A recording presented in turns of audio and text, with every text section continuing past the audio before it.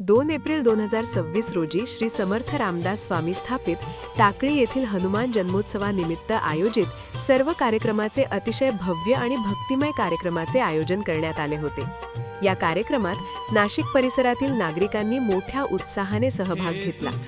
मंदिर परिसर आकर्षक सजावटीने नटलेला होता आणि सर्वत्र भक्तिमय वातावरण होते। पहाटे श्री दळवी साहेब सत्र न्यायाधीश नाशिक यांचे हस्ते पहाटे श्री हनुमानांची पूजा व अभिषेक करण्यात आला। श्री हनुमान जन्मोत्सवाचा कार्यक्रम पार पडला। त्यानंतर सौ मनीषाताई दिमोठे यांचा भक्तिपूर्ण कीर्तनाचा कार्यक्रम झाला। सर्व महिला, पुरुष आणि लहान मुले सर्वांनी या कीर्तनाचा आनंद घेतला। यानंतर टाकळी येथील मंदिराचा अहवाल विश्वस्थ मंडळाचे अध्यक्ष माननीय श्री दळवी साहेब सत्र न्यायाधीश नाशिक यांचे हस्ते प्रकाशित करण्यात आला। श्री अभिजितराव यांनी कैलासवासी शंकरराव यांच्या स्मरणार्थ दिलेल्या दुग्धपानाचे आनंद घेत रसिकांनी सौ भैरवी चित्रावराव व त्यांच्या सहकलाकारांनी सादर केलेल्या भक्तिरसात परिसर रंगून गेला। सोबत ॲडव्होकेट श्री श्रीकांत घोलप यांनी केलेल्या रामभक्त हनुमान आणि समर्थ यांच्या व्याख्यानाचा श्रोत्यांनी आनंद घेतला। दुपारी 12 वाजता श्री मारुतीरायाची आरती नाशिकच्या महापौर हिमगौरी आडके, उपमहापौर श्री विलास शिंदे, श्री राहुल भाऊ दिवे व इतर मान्यवर नगरसेवक यांचे हस्ते पार पडली। वार्ता विघ्नाची नुरवी पूर्वी प्रेम कृपा जयाची सर्वांगी सुंदर उटी शेंदुराची कंठी जळके माळ मुक्ता फळाची जय देव जय मंगल मूर्ती हो श्री मंगल मूर्ती दर्शन मात्रे मन कामना पूर्ती जय देव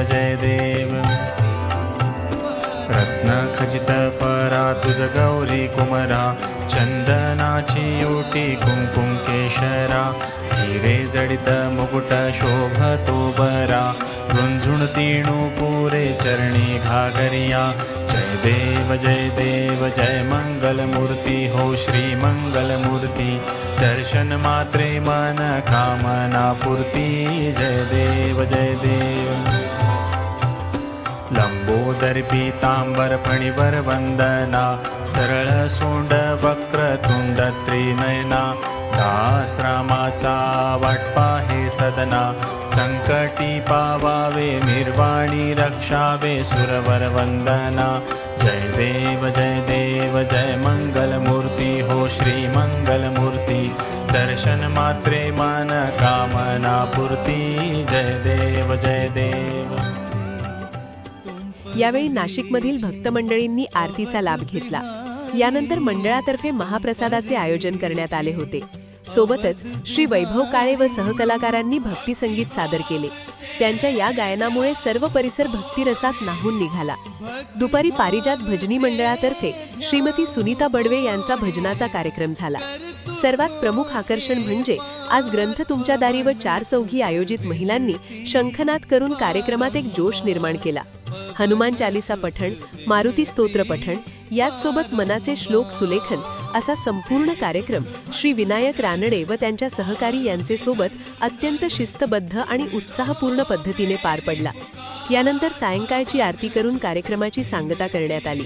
अशा धार्मिक कार्यक्रमांमुळे समाजात एकता, श्रद्धा आणि संस्कृतीचे जतन होते, असेच टाकळी येथील विश्वस्थ मंडळातर्फे सांगण्यात आले।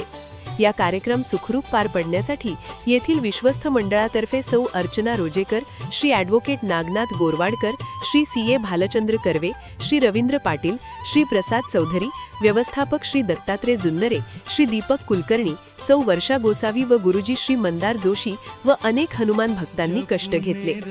टाकळी येथील हा हनुमान जयंती उत्सव सर्वांच्या मनात कायमस्वरूपी आठवण बनून राहील।